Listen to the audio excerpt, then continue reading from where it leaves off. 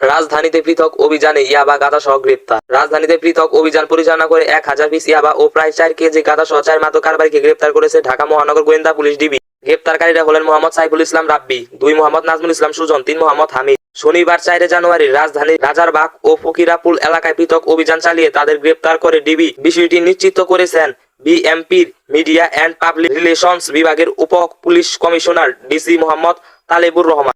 তিনি জানান, গোপন সংবাদে ভিত্তিতে অভিযান পরিচালনা করে রাজারবাগ পুলিশ লাইসেন্স 2 নং গেটের সামনে থেকে 3 কেজি 800 গ্রাম গাঁজা সহ সাইফুল ও নাজমুলকে গ্রেপ্তার করা হয়।